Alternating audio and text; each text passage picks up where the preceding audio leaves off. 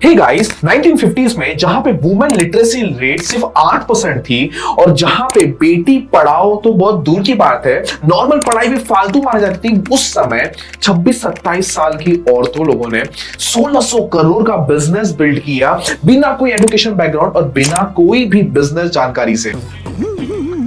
ना हार्वर्ड ना स्टैनफोर्ड से ये धंधा बनाया है मजबूत इरादों से, और जब जेब में फूटी कौड़ी तक नहीं था, धंधा शुरुआत करने के लिए 80 रुपए भी उधार लेने पड़े थे। तो कैसे 7 महिलाएं मुंबई के टेरेस पे बैठे बैठे इतना करोड़ों का बिजनेस खड़ा किया जो आज तक चलते आ रहा है।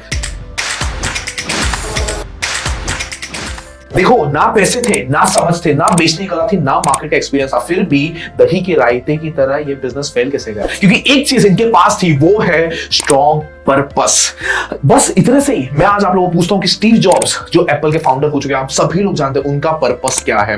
आप लोग बताइए। जेफ बेजोस का पर्पस क्या है? 2 मिनट पॉज कीजिए और सोचिए। स्टीव जॉब्स का पर्पस हमेशा से था कि एक कंपनी ऐसा बनाओ जो पीपल को प्रायोरिटी में रखती है। तभी जो भी इनोवेशन उन्होंने एप्पल फोन्स में, आईपैड या आईफोन में लेके आए हैं, कंप्यूटर टेक्नोलॉजी में लेके आए, जस्ट बिकॉज वो हमेशा पीपल को बहुत आगे रखते थे। उनकी मार्केटिंग स्ट्रेटेजी भी हमेशा उसी तरीके से होती थी। जेफ बेजोस का पर्पस क्या है? दुनिया में कोई भी चीज अगर बिकती है या अगर बिक सकती है तो वो अमेज़न पे होना चाहिए। वो उनका स्ट्रॉन्ग पर्पस था। मैं आज आप लोगों को पूछता हूं कि आप लोग का स्ट्रॉन्ग पर्पस क्या है? देखो, एक स्ट्रॉन्ग पर्पस ही है जिसे लोग जुड़ना चाहते हैं और दुनिया चेंज कर सकते हैं। जसवंती बेन, जो कि one of the most energetic founder, मेरे को आज तक लगे, उनका इंटरव्यू देखते देखते मेरे आंखों में आंसू आ गए। One of the founder of Lijjat Papad, वो बोलती है मेरा स्ट्रॉन्ग पर्पस एक ही था, महिलाएं जो लोग को कुछ नहीं आता, पढ़ी लिखी नहीं है, एक चीज आता है वो है कुकिंग, कैसे उसका यूज करके वो अपने लाइफ में खड़े रह पाए, फाइनेंशियल फ्रीडम पा पाए, और वही पर्पस पर उन्होंने काम किया। तो आप सोच रहे हो कि बस डेविड एक स्ट्रॉन्ग पर्पस होने से काम बन गया? नहीं। एक स्ट्रॉन्ग पर्पस ने इनको, जहां पे 7 महिलाएं थे, 45,000 औरतों को इन्होंने जोड़ पाया लिज्जत पापड़ में। 80 रुपए से शुरुआत किया, 1600 करोड़ कंपनी तक पहुंच गए। 82 ब्रांचेस खोले, कुल 17 स्टेट्स इंडिया के, और ऊपर से 25 से ज्यादा देशों में एक्सपोर्ट भी करते हैं। ये सारा चीजें सिर्फ स्ट्रॉन्ग पर्पस से है। आप तो सोच रहे हो इतना कुछ अचीव किया है, मतलब जो इनका सीईओ है वो कहीं ना कहीं टॉप एमबीए, टॉप हार्वर्ड से रहेगा, या इतना बड़ा बिजनेस किया तो कहीं ना कहीं फंड रेजिंग बिलियंस की रहेगी, या फिर बहुत अच्छे अच्छे सेलिब्रिटीज को हायर करके नचवाया रहेगा एडवर्टाइजिंग के लिए? बिल्कुल भी नहीं। आज के इस वीडियो में जानेंगे कैसे जसवंती बेन ने लिज्जत पापड़ को इतने बड़े स्केल पे लेके गए, कैसे कौन से 3 स्ट्रेटेजीज उन्होंने यूज की है। ये जो चैनल देख रहे हो उसके नीचे एक सब्सक्राइब का बटन है, उसको जरूर दबा लेना, फ्री ऑफ कॉस्ट है, बिल्कुल पैसे लगते हैं। अगर ऐसे टाइप के बिजनेस लर्निंग्स और करियर ग्रोथ पे अगर आप कंटेंट चाहते हो मेरे से, जो बहुत ही रिसर्च करके और प्रीमियम कंटेंट देता हूं, तो आप सब्सक्राइब कीजिए ताकि आपको वीडियोस का एक्सेस पहले मिल पाए। लाइक का बटन तभी दबाना जब आपको वीडियो में कुछ ना कुछ वैल्यू मिले, लास्ट तक रुका, मैं गारंटी देता हूं कि आपको इस वीडियो से जरूर वैल्यू मिलेगा। आपको अच्छी लगी तो ऐसे थोड़ा मार दीजिए हाथ, आप थोड़ा सा मार दीजिए। तो ये कहानी की शुरुआत होती है 1955 में गुड़गांव, मुंबई के इलाके में, जहां पे 26 से 27 साल की उम्र की लड़कियां, 7 लड़कियां टेरेस पे मिलते हैं एक बिल्डिंग के। ऐसी नॉर्मल लोग बात करते रहते हैं, और बात करते करते एक लड़की उसमें से बोलती है, देखिए हमारे पति तो चले जाते हैं काम पे, हम पूरे दिन रहते हैं फ्री, बच्चे भी चले जाते हैं स्कूल, तो क्यों ना इस फ्री टाइम को हम यूटिलाइज करें, हम सब पढ़े लिखे तो है नहीं, एक चीज आती है वो है कुकिंग, उसको यूज करके अगर हम कुछ कर पाए तो, और क्यों ना अगर हम पापड़ बेचे जाए। और क्योंकि वो लड़की गुजराती थी और गुजरातियों को हमेशा से पापड़ से प्यार रहा है, तो उन्होंने सोचा क्यों ना हम पापड़ बेचे। और ये आइडिया और कोई नहीं, डायनामिक फाउंडर जसवंती बेन का ही था। आप सोच रहे हो बस यही नहीं, रुको, अभी जसवंती बेन के दिमाग में सिर्फ पापड़ का आइडिया होने से ये आइडिया इतना बड़ा कैसे हो गया? और यहीं पे जसवंती बेन की पहली स्ट्रेटेजी आती है जो उन्होंने लिज्जत पापड़ में यूज किया, वो है purpose driven business. People don't buy what you do, people buy why you do. इनका हमेशा से, जसवंती बेन का एक गोल था कि कैसे सिर्फ मैं अकेले को एम्पावर नहीं करूं, अपने साथ साथ कैसे बाकी जो महिलाएं वो हमारे साथ जुड़ के कुछ पैसा कमा पाए, जो भी स्किल्स उनके पास कुकिंग की वो यूज करके। वो स्ट्रॉन्ग पर्पस से इन्होंने मार्केट में कदम रखा। शुरुआती दौर में इनके पास पैसे नहीं थे, तो तब इन्होंने छगनलाल पारेख, जो कि एक सोशल वर्कर थे, उनसे 80 रुपए उधार लिए। इनका फोकस ना बड़ा सिंपल था पहले से कि मैं डोनेशन के चक्कर में नहीं रहना चाहती हूँ, मैं खुद से चीजें अपने पैर पे बिल्ड करना चाहती हूँ। 80 रुपए बोरो किए, रॉ मटेरियल्स खरीदे, पापड़ बनाया, अपने नेबरहुड में, अपने आस पड़ोस की दुकान में जाके बेच दिए। और जब 7 औरतों ने पहला लॉट अपने पापड़ का बेचा, वो खुशी का एहसास और वो खुशी के आंसू उनके रुके नहीं गए।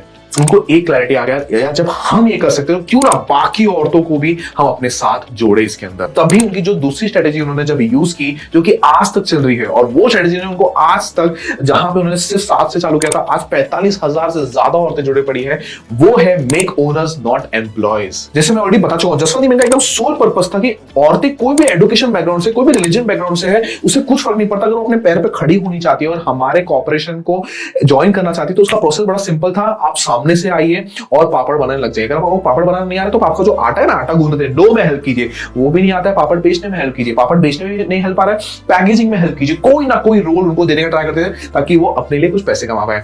जो मेंस होते थे उनको ज्यादा इन लोग यूज नहीं करते थे, बिकॉज वुमेन एम्पावरमेंट पे इनका ज्यादा फोकस रहा है। सिक्योरिटी गार्ड हो गए या कुछ वजन वाली जगह या फिर ट्रांसपोर्टेशन जैसी चीज हो गई, वहां पे ये मेंस को रखते थे, बट उन लोग ओनरशिप में नहीं रहते थे, वो फिक्स सैलरी में रहते थे। और इस बिजनेस मॉडल को कलेक्टिव ओनरशिप बोलते हैं, जहां पे आज टॉप कॉर्पोरेट कंपनी जैसे स्टारबक्स, आपने नाम सुना ही होगा, इतनी बड़ी कॉर्पोरेट कंपनी इसी मॉडल का यूज करती है, जहां पे सब एम्प्लॉइज भाग्यशाली होते हैं प्रॉफिट और लॉस में भी। ये उन्होंने उस समय ये बिजनेस मॉडल यूज किया था, जो समय में हार्वर्ड एमबीए दूर की बात है, नॉर्मल पढ़ाई भी एक मुश्किल चीज था औरतों के लिए। असली बिजनेस किताबों में नहीं, सड़कों पे सीखा जाता है। लर्निंग आप लोग के लिए है।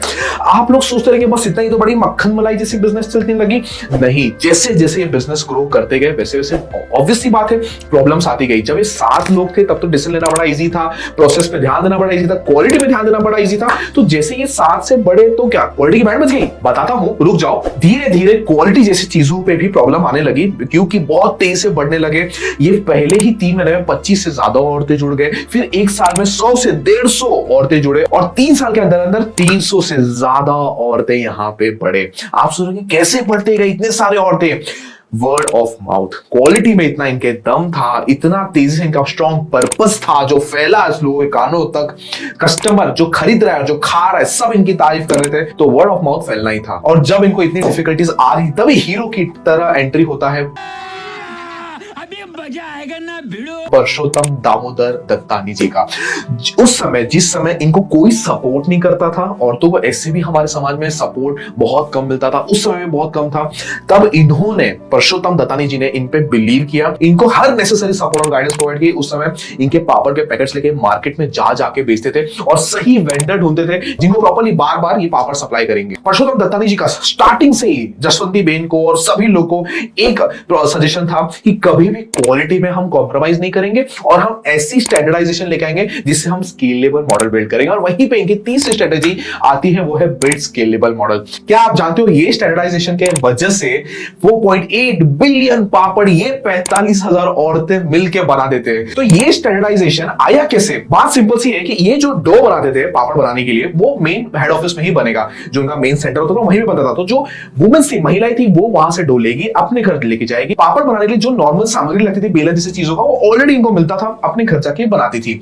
और सरप्राइज विजिट इनके सुपरवाइजर्स करते थे। लिज्जत बेन इनके घर पे सरप्राइज विजिट्स करती थी ताकि क्लीननेस का बड़ा ध्यान रखा जाए, नेल्स कट है कि नहीं, पापड़ जहां बनाते वो साफ एरिया है कि नहीं, वो पूरा चेक करते थे। दूसरे दिन जब इनका पापड़ बन जाता था लिज्जत बेन का, ये आते थे वहीं पे जहां से इन्होंने डो कलेक्ट किया था, वहां पे पापड़ बने पापड़ देते हैं और नेक्स्ट डे इनके अकाउंट में पैसा आ जाता था। जो लिज्जत के बेन थे, उनको अपने घर से कॉर्पोरेशन का जो ऑफिस था वहां आने के लिए भी अपनी खुद की बस खरीदी ताकि ट्रांसपोर्टेशन के लिए बड़ा इजी हो जाए। तो इस तरीके से इन्होंने पूरा प्रोसेस एकदम स्ट्रीमलाइन किया और तभी बिलियंस ऑफ पापड़ बना पा रहे, सिर्फ 45,000 औरतों की मदद से। जब इन्होंने 1959 में शुरुआत की थी, इनकी पहले साल का जो एनुअल टर्नओवर था ना, वो 6,000 रुपए था और आज 2021 में इनका टर्नओवर 1600 करोड़ रुपए है। जरा बारी बारी से आने दो। 6,000 से 1600 करोड़ की जर्नी के इस वीडियो में आपके सबसे बड़ी पॉइंट की लर्निंग क्या थी, वो जरूर देखिए। क्या आप कलेक्टिव ओनरशिप अपने बिजनेस में डाल सकते हैं, वो सोचिए। आपकी स्ट्रॉन्ग पर्पस क्या है, वो लिखा के आपने बुक में जरूर लिखिए आपका स्ट्रॉन्ग पर्पस क्या है। क्योंकि मैं बार बार बोल रहा हूं, people don't buy what you do, people buy why you do. आज जब लिज्जत पापड़ सिर्फ 45,000 औरतों को अपने पैर पे नहीं खड़ा किया, 45,000 परिवार को इसने एनेबल किया है कि अपने पैर पे खड़े रहकर कुछ कर सकते हैं। ये औरतें जब पैसे कमाती है तो अपने बेटे को इंग्लिश मीडियम स्कूल में डाल पाती है, अपने बेटे को IIT और ऐसे बहुत सारे प्रिपरेशंस करवा पाती है उस पैसों से। इसीलिए ये हमारे देश को मजबूत बना रहा है। ये वीडियो आपसे एक ही चीज कर रहा है, ये वीडियो को शेयर कीजिए चाहिए, जो अपने स्ट्रॉन्ग पर्पस या अपने बिजनेस में, या ऐसा कोई स्टूडेंट है जिनको अपने लाइफ में कुछ करना है, ये वीडियो को जरूर हेल्प कर सकता है आप एक शेयर दबाने से। और दूसरा चीज कीजिए, पापड़ खाइए और सब्सक्राइब का बटन दबाइए, बिल्कुल फ्री है सब्सक्राइब का बटन दबाना, ताकि इस चैनल पे जब भी ऐसे कोई करियर ग्रोथ पे या बिजनेस लर्निंग ग्रोथ पे मैं कुछ कंटेंट डालूं तो आप तक जल्दी और पहले पहुंच जाए।